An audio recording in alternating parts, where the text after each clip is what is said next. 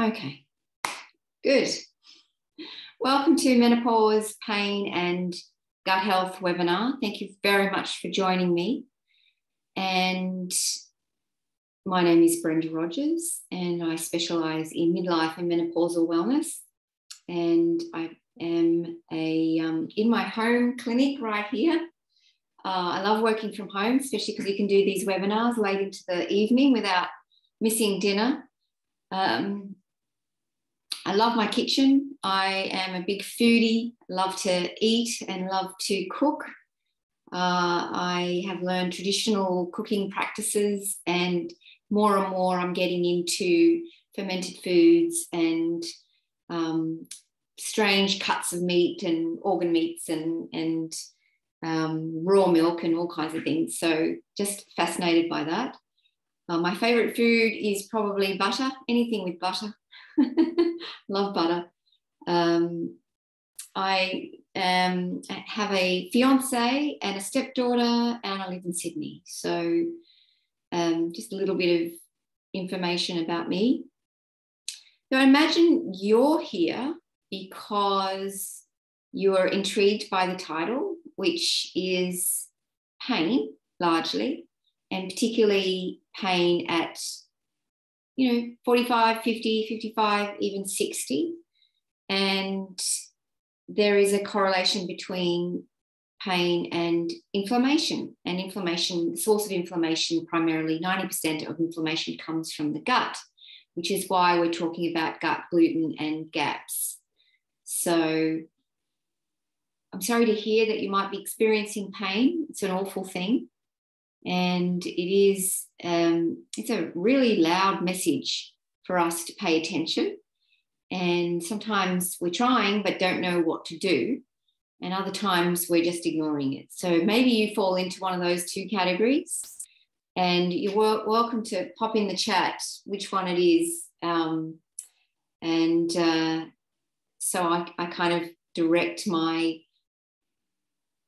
information towards you because there's enormous amount of information on this topic, and we've got sort of 45 minutes and it's not long. So as you're doing that, let me give you a little bit of basics, because my experience is that most women don't really know exactly what menopause is. And you guys might be practitioners, you might be massage therapists, aromatherapists, or you might just have a general interest in well-being.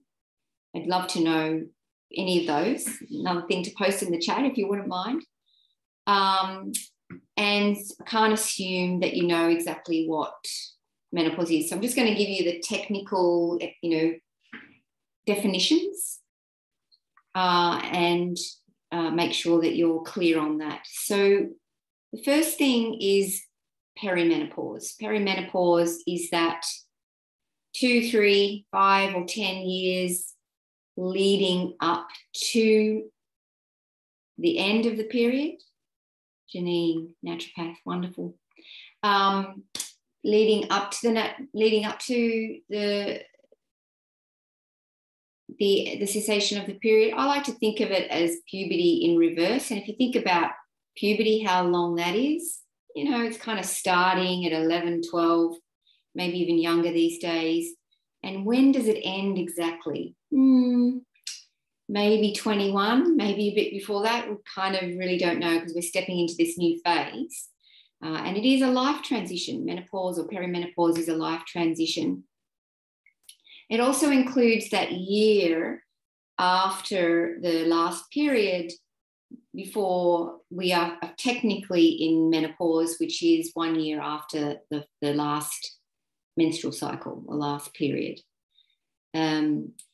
Non-surgical menopause can start in your late 30s and even earlier with some women.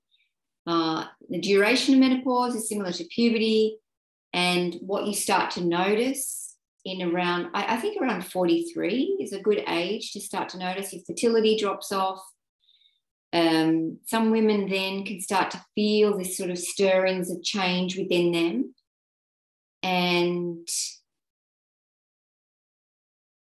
you might get hot flushes, but usually don't notice anything really much and especially if you're healthy, up until the late 40s, where that's where things start to change. It's sort of a closer phase of perimenopause, and you might have missed periods or heavy periods if your progesterone is low, or mood swings or PMS, or these kinds of things, really indicating the hormonal imbalance. Hot flushes, of course, is one of the big ones, as the hormones fluctuate quite a lot.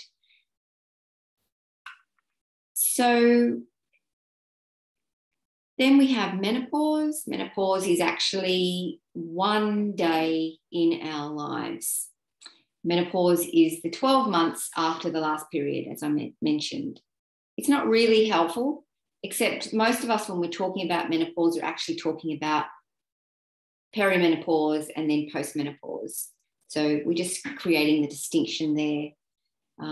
So by this stage, the estrogen's dropped, the progesterone's bottomed out, new hormones come up to replace them. So we're not left in the dark. There is a new phase opening up, and that you don't learn a lot about that from your doctors or from the current menopause narrative out there. They don't really talk to you about the beautiful next phase that's opening up. The wisdom phase. It's a wilder phase. There's other hormones driving it, and it's actually quite liberating to not have to worry about your period anymore.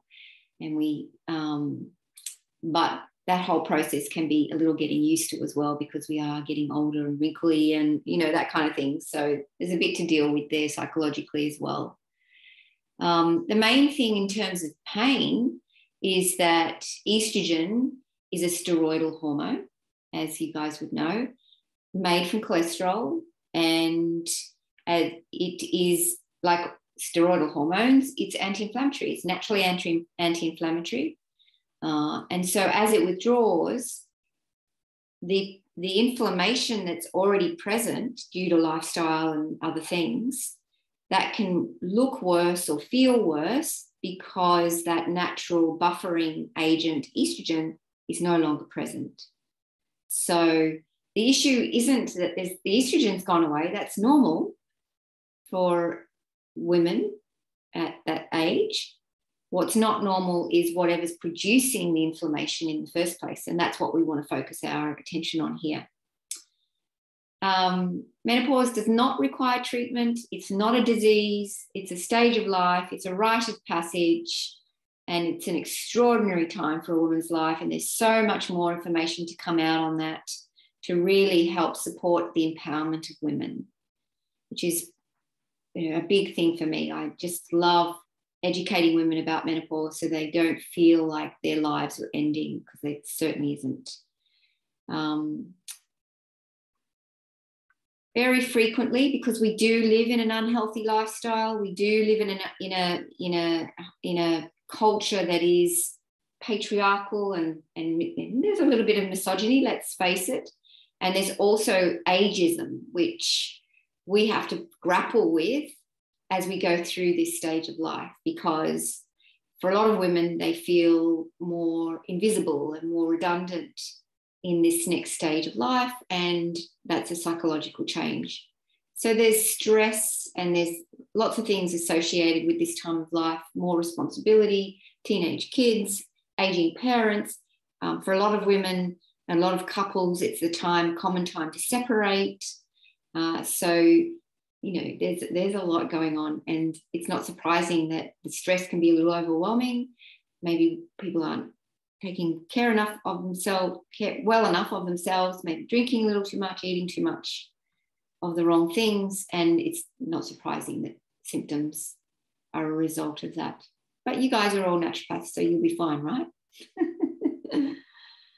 Yes, Deanna? All right, so natural menopause, spontaneous ending of menstruation not caused by disease or surgery, chemotherapy, or radiation therapy. And then you've got surgical menopause, which takes place after both ovaries have been removed, causing immediate menopause to occur, or surgery to remove the uterus only, which does not cause menopause if the ovaries remain in place, although the period does stop because there's no blood being built up there's no uterus.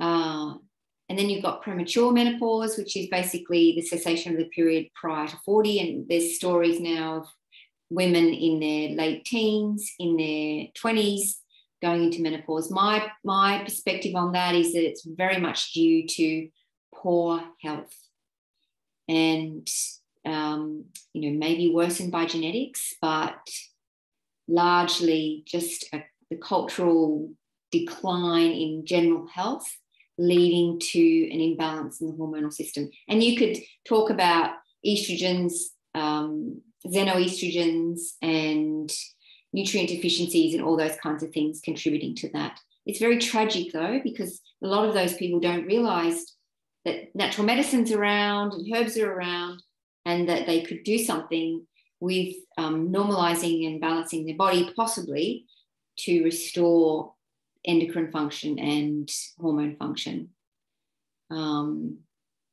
Also, premature menopause can occur due to medical intervention.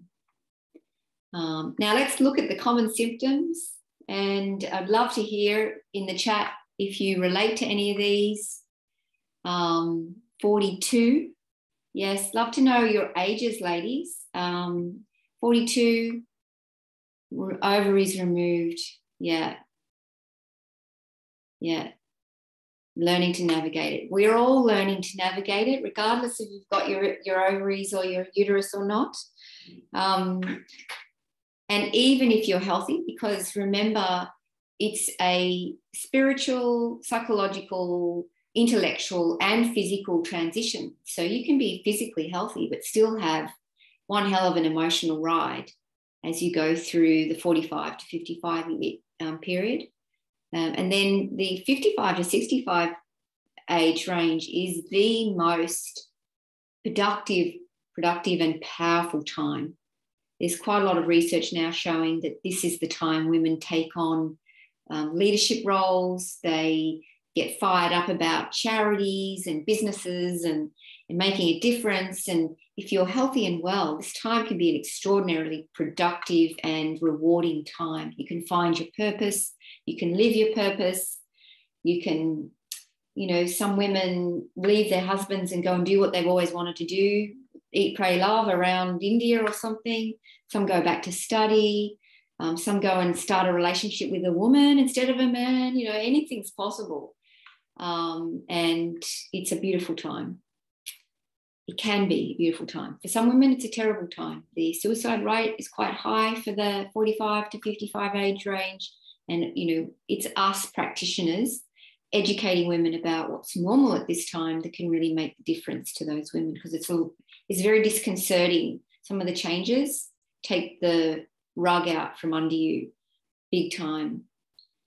So common symptoms.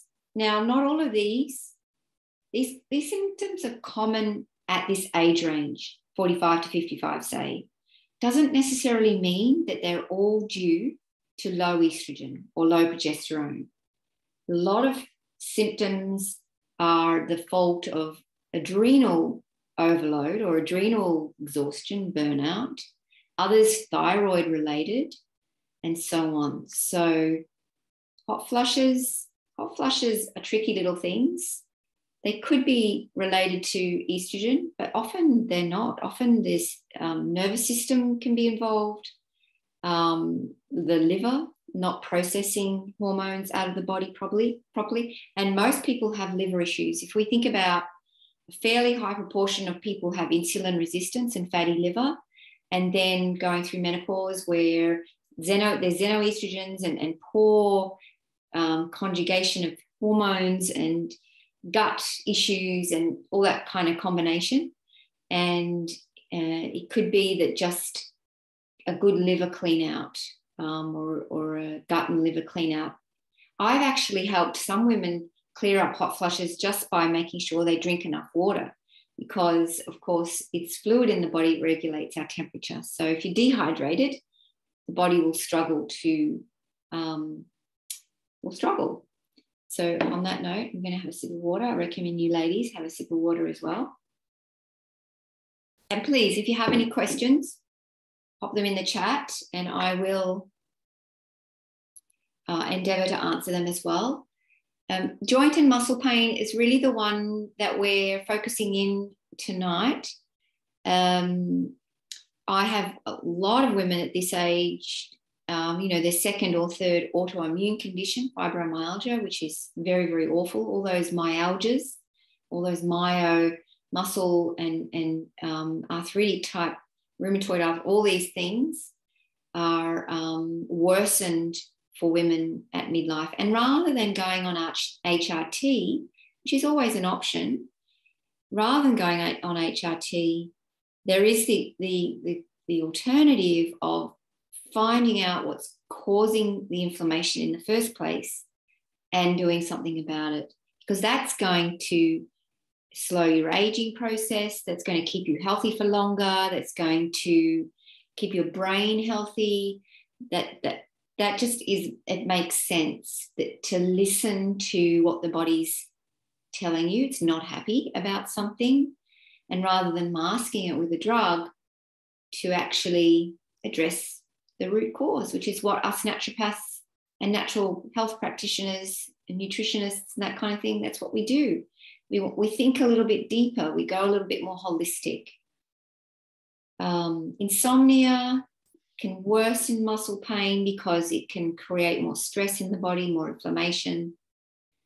There's mood changes, vaginal dryness. These are some of the common symptoms. The other thing that's very, very common is weight gain. And what is commonly associated with that is insulin resistance. And the high carbohydrate diet and the high processed food diet that is the standard Australian diet is an automatic insulin resistance creator. You can't avoid it really. So a lot of women, if you're here thinking about your clients and what they're dealing with, and they've got weight around the middle, or they've put on 10 kilos since they stopped menstruating, or all those things, then you can pretty safely assume insulin is an issue. And insulin resistance increases risk of cardiovascular disease, big time, along with cancer and mood issues. So you can start to see there's kind of a connection between all these things. And underlying all of that is lifestyle, diet, and in particular gut health. So you may have heard people talk about going gluten-free, and for a lot of people, going gluten-free automatically reduces inflammation, particularly if there's Hashimoto's, thyroiditis, or brain memory kind of things, or skin things. Going gluten-free helps, but the problem is that going gluten-free is not enough, because we're not healing the gut. Yeah, they instantly, sorry, I just read that.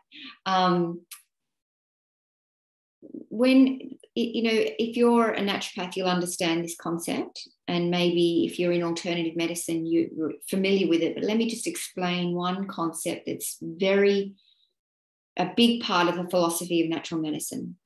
And this is the concept of the terrain. The body is the terrain, and it's the terrain that creates the context for wellness. So it's a bit, I like to use when I'm speaking to my clients, when I'm explaining this, with live blood analysis, because live blood analysis is an evaluation of the terrain. The analogy that I like to use is like a farmer.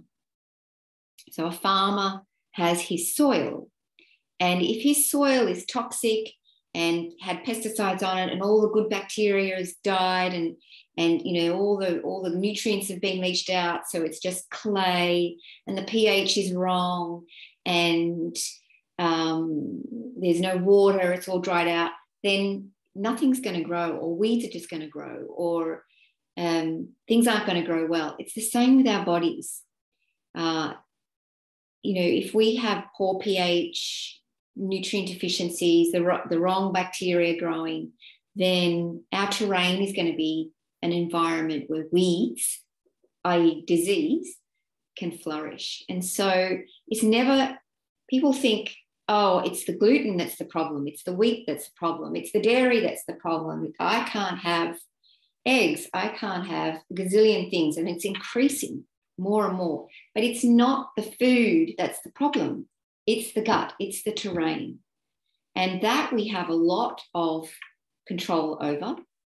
And that if we restore gut health, then we can bring those foods back in, maybe not as frequently because they are damaging, but once the gut is really strong again, you can have those foods and be okay.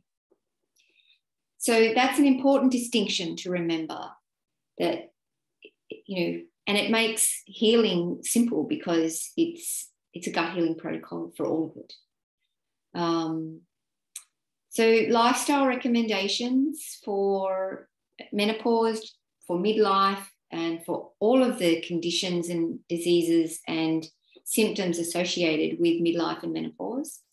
Here are some general recommendations. The number one thing is to get informed. So well done for being here, ladies. I'm very pleased to see you here. And for those watching the recording, thank you for being here as well. I am available to do talks. So if you have a group, a good amount of people, or a Facebook group where you'd like me to speak, then I'm happy to do that. Because being informed knowledge is power, especially when it comes to menopause. We do need to learn to manage stress. Now, if you've got the constitutional type, and you can see this in your iris, if you have this sort of anxious, anxiety, muscular, cramping kind of constitution, then anxiety will be a part of your life, and anxiety will come up whenever you feel out of control or overwhelmed, and big time you'll feel that at menopause.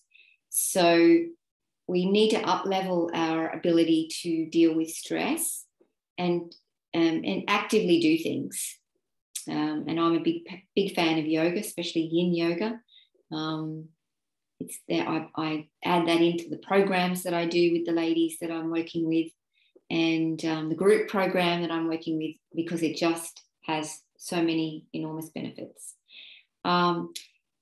The personal development work and the healing work, the inner work, healing our childhoods, healing our broken relationships, healing our relationship to ourselves, all of that is essential, and even more so at midlife, because we're moving into that wisdom phase. And menopause is, as Christiane Northrup says in her book Menopause, The Wisdom of Menopause, she says it's a mother of all wake-up calls, and stuff that's been swept under the carpet up until your 50th birthday, it comes back to haunt you, and it's a good time to go and really handle it. And that's where you guys come in. Go and see a great massage therapist, Reiki practitioner, spiritual healer, work with a naturopath who can refer you to these kinds of people and have your collaborative team. It's an amazing thing for a woman to have, essential thing for a woman to have. Consider the chemicals in your life, particularly your feminine hygiene products. If you use them, tampons and pads have chemicals in them that they alone can cause heavy bleeding, period pain being another type of pain associated with the menstrual cycle, of course. But not just that. I've recently started buying my meat online from an ethical farmer. I've just started valuing the investment in chemical-free as much as possible, pasture-raised, grass-fed, all of those things. Artisanal dairy products like high-quality milk, raw milk cheese. These are part of the quality strategy that I often recommend to people. And as you become interested in nutrition and well-informed about nutrition, you do become a little bit of a food snob. And I confess I'm one. And the additional flavor of organic food, or homemade sourdoughs and homemade yogurts, and someone else has made good quality, I don't know, pate or something like that. These things become important. On the nourishment side, the diet side, very, very, very important. And not just a whole food diet, and not just a nutrient-dense diet, but learning how to prepare these foods properly so that the nutrients are available. And that can mean a few different things. That can mean activating your nuts and seeds and grains and legumes. It can mean fermenting your flours, fermenting your legumes. It can mean fermenting your dairy so you can tolerate dairy.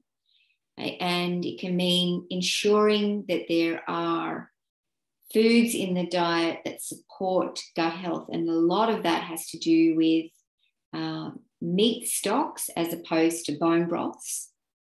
Meat stocks are, think of chicken noodle soup, where if you make chicken noodle soup, the water hasn't been boiling, or the meat hasn't been in the water for 24 hours. It's just 30 minutes or an hour or so. And that produces meat stock. And ideally, a piece of meat that has a joint or collagen and all that kind of stuff in it, that produces a very nourishing, gut healing meat stock, which is an important part of the GAPS diet. It's the first stage of the GAPS diet, and just loves up the guts, basically. Obviously, there's avoiding stimulants and anything that damages the gut wall. So that is grains initially, keeping those to a minimum, and having maybe herbal teas instead of coffee, especially if you're healing the gut. If you've got pain, then the gut needs to be healed in most cases. And so these things need to come out of the diet temporarily. They can be reintroduced once the gut's, as I mentioned, once the gut's healed, maybe with, judicious integration into your nourishing diet. But nothing is forever. Nothing is for forever. We all love a coffee. We all love a tea. We all love a chocolate. We all love, maybe my thing is bacon. I love bacon. A cake or two, that kind of thing. So everything's possible. Support the thyroid. The thyroid seems to get a raw deal at anything hormonal, at pregnancy and birth as well, the hormone. And lots of women iodine deficient. So gently supporting the thyroid with the right kind of iodine, and the other minerals, zinc, selenium as well, and ensuring that the liver works well and the adrenals are supported, and you will have good thyroid function, hopefully. Support the liver, as I've said there. Supporting the liver is largely getting the gut right, because the toxins that the liver has to deal with come from the gut in the first place. And so the two go together. But then making sure you're eating cruciferous vegetables, for example, sulfur-rich vegetables, cooked ideally. Making sure you're having, herbs and spices in your foods, and making pastes from green herbs and using those. So there's all these beautiful medicinal ways of eating and adding to your diet so that the gut health is improved. If there is a weight issue at midlife, then you need to know that in order to maintain weight after menopause, you have to eat less. If you eat the same as you did prior to menopause, and I'm talking specifically about the cessation of the period, if you eat the same, you'll put on weight, maybe only a little bit, and maybe 3 to 5 kilos is okay. A lot of women put a little bit of weight on and it's just this beautiful extra layer. Our fat produces estrogen and produces hormones, so there's a little bit of a buffer there as far as hormonal support in the body. But if women are very concerned, that it's been 5 years or 10 years since menopause and they've put on 10 kilos, that's because they didn't decrease their overall intake of food. And usually that's because we're not connected to our bodies. We're not listening to our bodies. So one of the programs that I'm now offering, which I just find absolutely incredibly exciting and rewarding, is teaching women to reconnect with their bodies. And when you start to do that, you start to listen to your appetite. Am I hungry now? Do I need breakfast?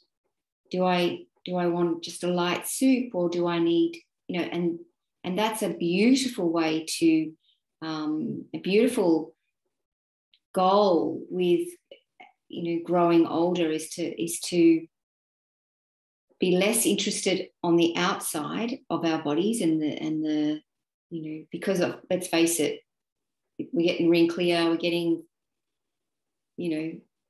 stretch marks of still never going to go away. The things get a little looser. That's nothing's going to happen, and that's not going to change, right? We're never going to be 21 again. So taking your focus inward and starting to connect to your senses and connect to your intuition, I highly encourage that.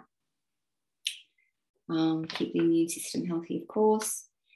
Gut health, I've kind of talked a little bit about already. Happy to have more questions specifically to your conditions if you want to pop them in the chat.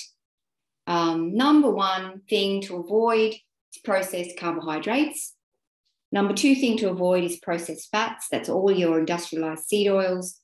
And the number three thing to avoid is processed protein. So basically, I'm not a big fan of collagen supplements and, protein isolates like pea protein and whey protein, and all these things are marketing fads that unbalance the amino acid balance in the body, disrupt the amino acid balance in the body. And because we've been indoctrinated into low fat for the last 60 years, people have forgotten that our grandmothers and great-grandmothers would eat the lard and the tallow and the rendered. They'd have a pot of dripping on the bench, and they'd fry their meat in this dripping, beautiful, beautiful, rich, lovely fats in those animal fats. Or they'd have, like one of the things I love to do is casseroles and stews in the slow cooker with the cheap cuts of the meat, which often got a fat in them and connective tissue. And if you cook them long enough, all that starts to dissolve, and then you get beautiful, rich collagen and gelatin and all those other fabulous amino acids that give us a balanced amino acid profile in the body. And that's important for gut healing and lung healing and brain healing and all those kinds of things. What to avoid, I've already mentioned. I'm a big fan of essential oils, but we aren't going to go into that today. Baths, you might use baths could be foot baths or sitz baths or whole baths. Saunas, I've just been learning about infrared saunas for helping to aid detoxification. And then there's lots of other things going along as well. Adrenal health, because you do want healthy adrenals if you have pain. So you want, there's a connection between adrenal health and gut health, and of course gut health and the pain. So the adrenals are hungry for cholesterol. It just loves and loves and loves cholesterol. It loves sodium, which we find in the whole salts, like Celtic sea salt is my favorite, and sleep. These are the three critical things for healthy adrenals. And all three of them, women in their 50s can be deficient in for various reasons. One, cholesterol, because we've been indoctrinated to avoid it, which is wrong. Salt, because we think we should avoid that too, because it's associated with blood pressure. Processed salt may be, but whole salt isn't. And then sleep, because you're going through menopause, sleep can be tricky, can be really tricky, but not impossible to deal with. I think I'm only going to do a couple more things, not really going to go over the brain, not really going to go over the pancreas. So I'm going to just leave it there. If I've been a little bit general and you have a question, then please go ahead and pop a question in the chat. What I'd like to do now is to discuss with you. I'd like to introduce myself, because I haven't done that properly as far as a practitioner goes.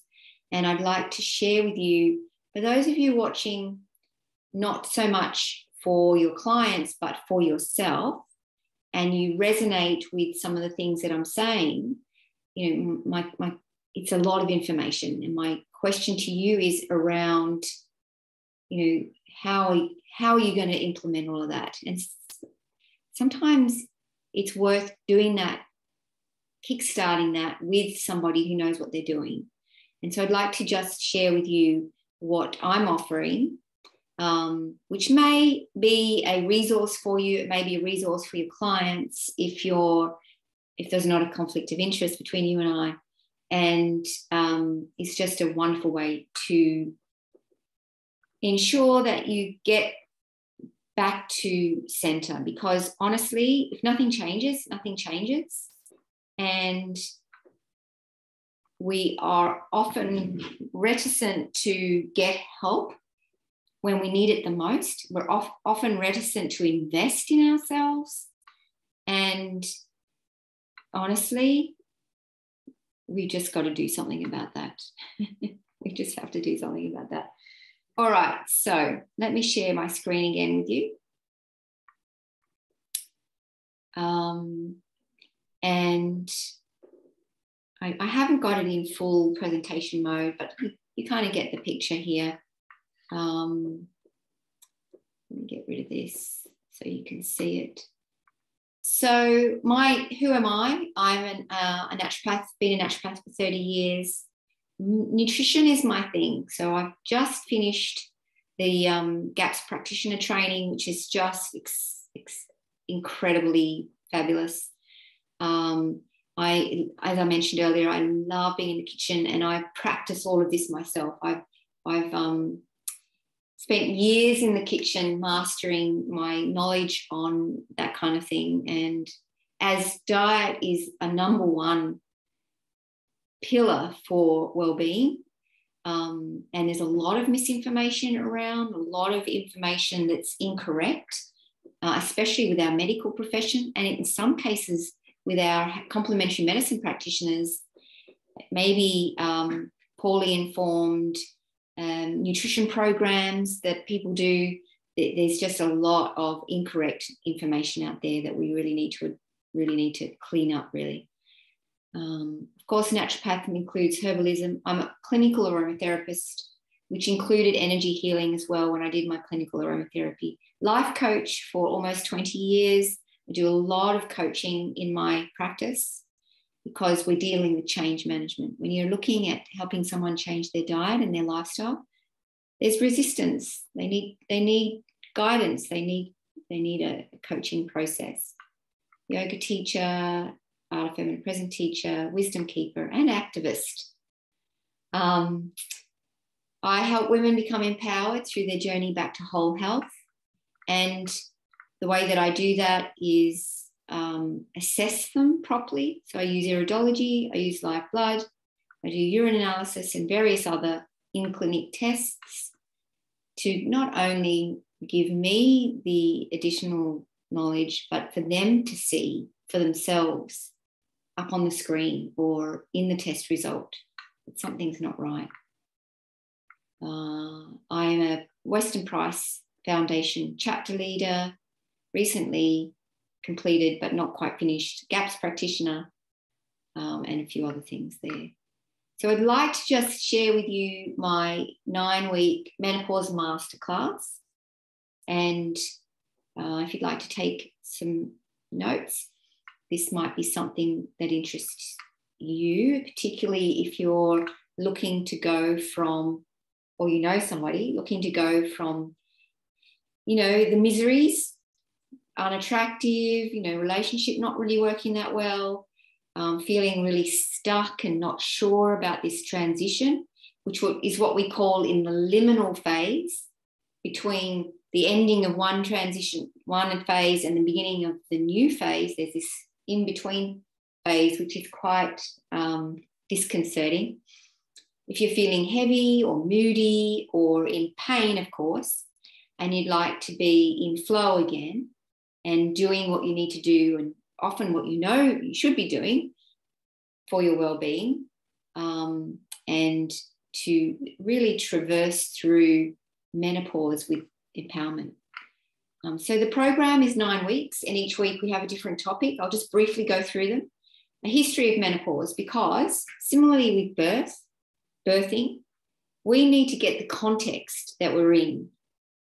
How come women are disempowered at menopause? How come they become invisible? How come aging is the way it is, perceived the way it is? How come there are no wise women archetypes in our spiritual texts and those kind of things? That is really, where did Premarin start? Where did the menopause name start? So that's really great fun. The modern context for menopause and a new narrative. There is a medical context for menopause, which most women do not like and do not resonate with. So we want to create a new narrative. All the details about what is menopause, what to expect, the changes, should I do medication, should I do HRT, all that kind of stuff. And then week 4 is preparing for a pain-free menopause, so looking at what causes inflammation and accelerates aging. The next one is preparing for a calm menopause, and that's to deal with what we need to do for good moods, good energy, and then that deeper level of finding yourself, because it's a great time to do that work. Preparing for a light menopause, and that's maybe light in the sense of weight gain, light in the sense of brain working, and light in the sense of being able to sleep. And there's lots of other things that will come into it, but they're the key ones. And then week 7 is the mystery of menopause. So this bringing in some of the women's mysteries, the moon cycle, some ancient wisdom around general archetypes of women post-menopause. Really, really juicy, fabulous stuff. A woman's role in post-menopause, and I've got some research and some videos around that. And then just at the end, a wrapping up, a summary, Q&A, resources. In fact, the whole thing includes Q&A. So that looks pretty cool, doesn't it? And so the details of that, a major confidence boost in just 9 weeks. I think that does occur for a lot of women just through understanding. It's a 9-week program, 1 session a week for 45 minutes at lunchtime. Starts on Thursday, July 14, which is in fact what's called a buck moon.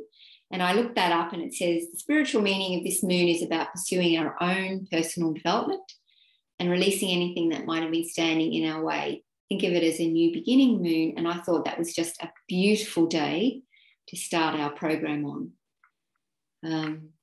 What you'll get out of it is you will become more informed, more confident, more calm, more inspired, and healthier. Bonus, right? Normal price, $197. Bargain.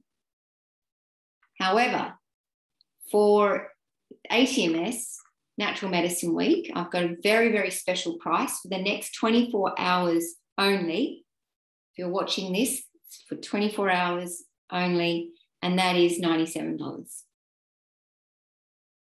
And for some of you, it's a tax deduction. So super, super good. If you're in wellness, it's a tax deduction. Empowered women empower women.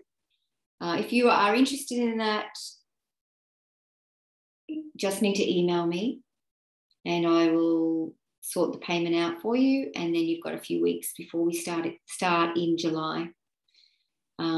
It's via Zoom.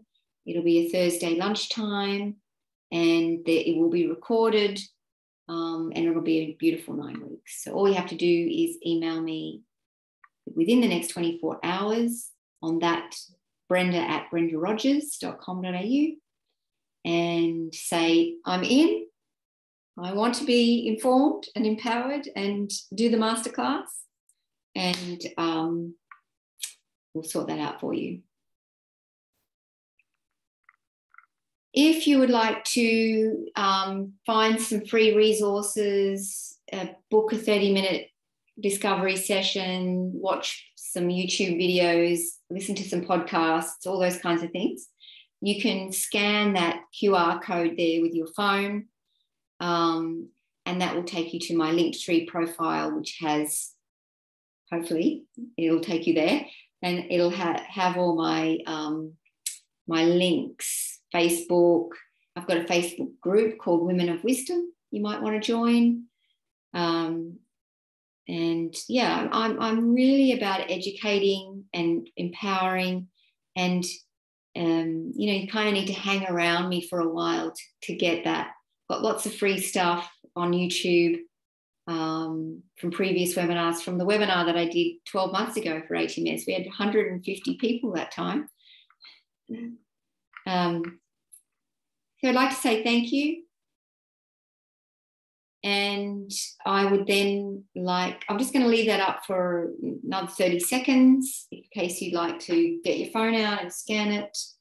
And then what I'm going to do in our last few minutes together is I'm going to stop recording and answer a few questions that might be a little bit more private. So thank you for watching, everyone. Thank you for watching the recording if you're in recording land, and I look forward to connecting with you in the future.